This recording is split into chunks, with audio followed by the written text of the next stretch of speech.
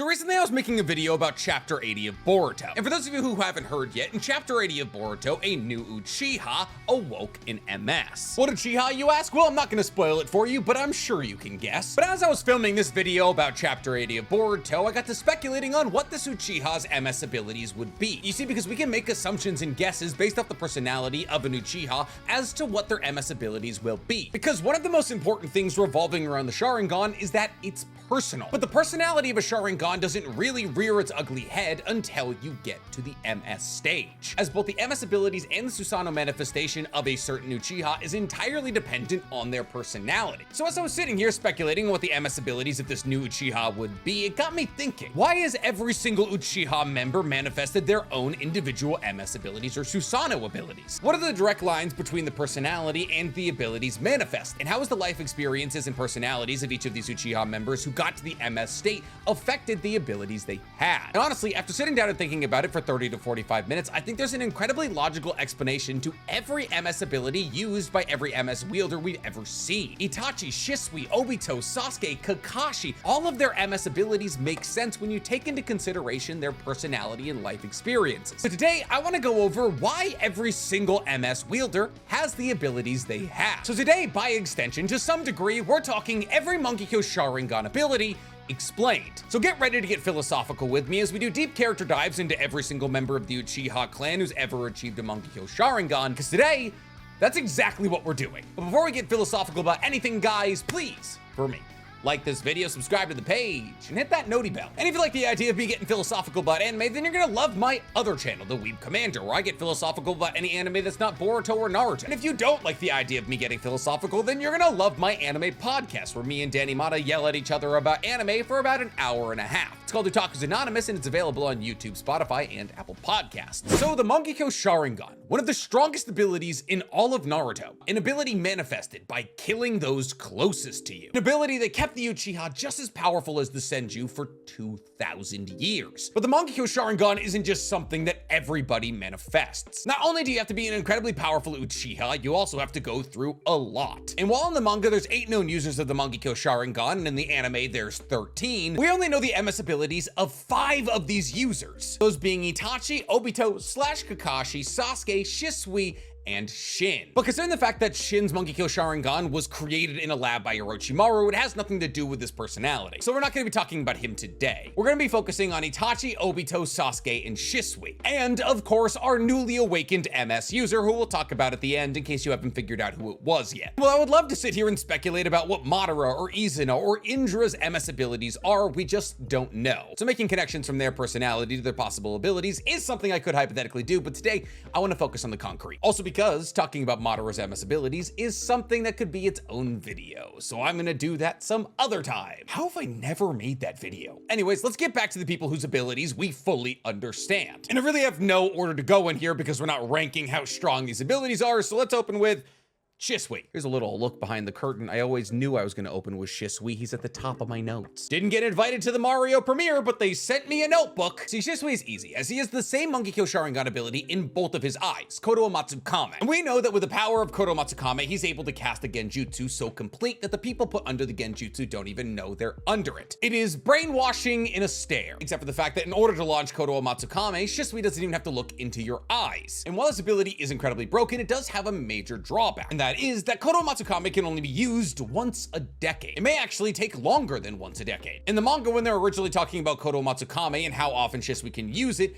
it said that the cooldown can be decades. But people just kind of took that as 10 years. But Shisui awakening his MS is actually kind of a unique situation. See, Shisui didn't physically kill anybody to awaken his MS. Shisui was always an incredibly talented genin. However, for a long time, he wasn't the most talented genin in Konoha. In fact, on Shisui's own genin team, he was paired with his best friend who was more talented than him, which is crazy, I know. But Shisui and his genin team went on a mission after the conclusion of the Third Great Shinobi World War, and they got into a level of hot water that a genin team couldn't deal deal with. And when Shisui's more talented squad mate fell behind, Shisui didn't go back for him, because Shisui realized that with him gone, he would be the most talented genin in the village, willfully letting his best friend die out of selfishness. Because Shisui felt partially responsible for the death of his best friend, however, he unlocks his MS. However, you could say that Shisui unlocking Kotoamatsukami was always kind of a wrap, because Shisui's grandfather Kagami is implied to have the Kotoamatsukami himself, as Shisui states that Kagami Uchiha was said to have a greater genjutsu prowess than him, which most likely means that Kagami was also a wielder of Kotoamatsukami. However, he had it for longer and therefore had greater mastery over it. But just because Shisui most likely inherited the Kotoamatsukami from his grandfather doesn't mean that his personality wasn't tied into him awakening it. See, Shisui was always known to be an incredibly honorable and selfless ninja, at least after letting his best friend die out of jealousy. That was kind of a turning point for him. And Shisui, more than anything, wanted to protect Konoha. It was truly his life's mission to make sure that Konoha was a safe place to live. And the manifestation of his Kotoamatsukami is evidence of that. See, Shisui, just like Itachi, was also a pacifist. Having seen the fallout of the Third Great Shinobi World War and being roughly involved in the end of it as a genin, Shisui at a very young age was indoctrinated into what pure violence looks like. And therefore, Shisui at a very young age realized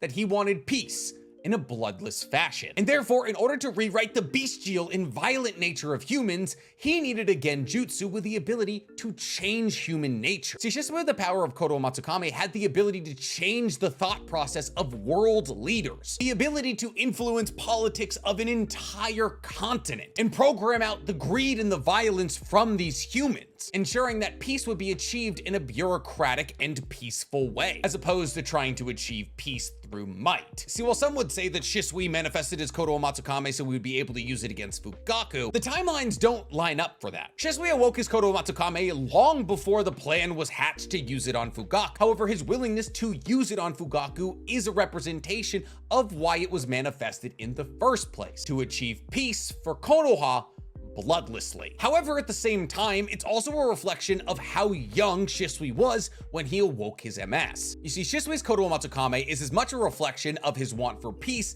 as his childlike understanding of what it would take to acquire peace. See, Shisui had a childlike idea that by changing the minds of one or two people, he would be able to change the ideologies of the world. He had the idea that by changing the perception of key important figures in certain political spaces, that he could change reality itself. However, unfortunately, this flies in the face of, well, reality. See, reality, especially in the Naruto world, is brutal. War is brutal. And Shisui wanted the ability to change that reality, and that manifested as a genjutsu with the ability to change somebody's reality entirely, forming them into the peaceful idea that Shisui so greatly wanted for the world, all done in a way that doesn't shed a drop of blood. But since we're talking about Shisui, let's talk about his partner in crime in the let's brainwash Fugaku scheme, Itachi. See, Itachi is a bit more difficult because Itachi has two separate MS abilities, Amaterasu and Tsukuyomi, the fire and moon god of Shinto lore. And while obviously the fact that Itachi's two eyes are named after the fire and moon god representing the duality of Itachi's character, symbolism is not what we're talking about today. Today, we're talking about intention and personality. So for Itachi, we need to talk about two separate MS abilities. The first one we'll talk about is Tsukuyomi, because it's much more complicated than Amaterasu. See, the reason that Itachi has Tsukuyomi is actually really interesting, and it's sort of similar to why Shisui has Kotoamatsukami. However, ironically, the manifestation of Tsukuyomi and Itachi is evidence in the fact that Itachi had been through more than Shisui around the time that he manifested his MS. Well, I don't know if more is the correct term, but he's been through very different things than Shisui. The Tsukuyomi as an ability allows Itachi to cast somebody into a genjutsu where in the span of one real-world second, he can torture them for 72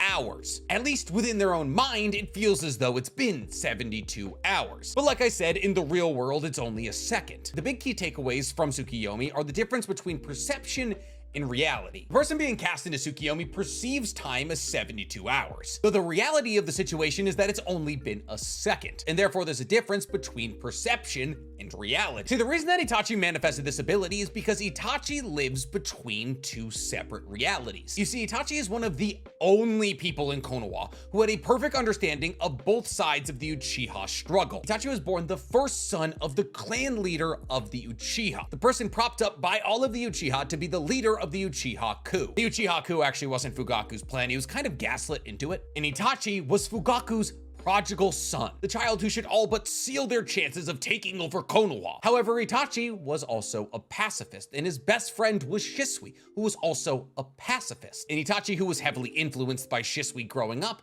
also became blindly loyal to Konoha, leading Itachi to largely follow the footsteps of Shisui and become a spy on the Uchiha for Konoha. But because of this, Itachi not only was hearing all of the plans of the Uchiha, but the plans of Konoha. And he was stuck between the reality of the Uchiha and the reality of the rest of Konoha. And in both sides, he saw a difference between the perception of the situation and the reality of the situation. The Uchihas perceived that they were being slighted by their village. But Itachi didn't believe that that was the situation. He believed that all of the major occurrences that were slights against the Uchiha were nothing all that serious. While Konoha believed that the threat of the Uchiha was so great that they needed to be wiped out instead of being talked to. And since both sides were unwilling to understand the perception of the other side, the reality that they both understood was actually war, with both of them overestimating the malice of the other side. And from this, Itachi realized that perception is reality. What you understand about the universe and the things around you is your reality, even though it may not be the objective truth. What you perceive is what you believe. Therefore, Tsukuyomi grants Itachi the ability to turn somebody's perception into an actual reality. What in reality is 1 second becomes 72 hours of horrible torture. And even though this torture is only technically perceived, it has a real life toll on those who are cast into it. Amaterasu is a bit simpler. See, Amaterasu to me could symbolize a couple of different things for Itachi. As we all know, Amaterasu grants Itachi the ability to generate black flames that burn anything they come into contact with. And these black flames will burn whatever they come into contact with until they are ash, or until the user of Amaterasu releases these black flames. And it doesn't matter the amount of wind or water you throw on these black flames, they are inextinguishable. I believe that the use of these inextinguishable burn anything flames is a manifestation of the fact that Itachi wants to burn away the lies of the leaf, specifically the lies of Danzo. As mind you, Itachi manifested these abilities directly after killing Shisui, who had been poisoned by Danzo. And even though Itachi was incredibly loyal to the leaf, he was not loyal to Danzo. Well, I mean, like, he was loyal to Danzo, but there was no love lost between the two of them. And therefore, Itachi manifested Amaterasu to burn away these lies. It's a lot more simple than Tsukuyomi, but I think it's accurate. Speaking of people who are simple, next up on our list, we have Sasuke. See, Sasuke, like his brother, also manifested Amaterasu, but unlike his brother, he manifested Kagatsuchi, who is the god of fire in ancient Japanese lore, Shinto lore. It was actually the birth of Kagatsuchi that killed Izanami, as Izanami and Izanagi were the two progenitor gods of Shinto lore. So even though Sasuke manifested one of the same Mangekyou Sharingan abilities as Itachi, does not mean he manifested it for the same reason. You could say that the situation is similar to Shisui and his grandfather Kagami. Even though there's a high possibility that Sasuke inherited Amaterasu from either Itachi or Fugaku, as we don't know what Fugaku's MS abilities were, there's another possible video. That doesn't mean that Sasuke couldn't manifest Amaterasu for his own reasons. And one of the kind of cool, yet not kind of cool things about the Mangekyou Sharingan is that the abilities of it never change. So whatever Mangekyou Sharingan abilities you have are always a manifestation of how you were when you awoke those eyes. So even if you've gone through a massive character development arc like Sasuke, the eyes that he has will always be a reflection of who he was when he awoke them. So when we're talking about Sasuke awakening his Mangekyou Sharingan, we have to talk about who he used to be. And therefore we have to take into account what he was going through at the time of his Mangekyou Sharingan awakening. And what he was going through was watching his brother die. More specifically, having a very active hand in his brother's death. It was then after he defeats his brother and wakes up in Obito's lair that Obito tells him that his brother was actually a really good guy. And not only was his brother a really good guy, but his brother massacred his entire clan to protect him. But he was forced into that role by Konoha. It's at this moment that Sasuke manifests the Mangekyou Sharingan. And what does he want to do at that moment? Destroy Konoha. And therefore, while Itachi's Amaterasu might have been to burn away the lies of Konoha, Sasuke's was to just burn away Konoha. Sasuke manifested Amaterasu to burn away the world he knew. But Sasuke needed to take it one step further than that. Well, obviously burning down the world around him was enticing. Sasuke wanted to rise from those ashes as the leader. He wanted to kill Naruto and kill any connection he had to his previous life, and then lead Konoha as the Hokage. He wanted to destroy the old world and create a new one. But in order to create something out of the flames he was scorching across the earth, he would need control over the flames. And that's where Kagatsuchi comes in. See, Kagatsuchi gave Sasuke something that Itachi never had: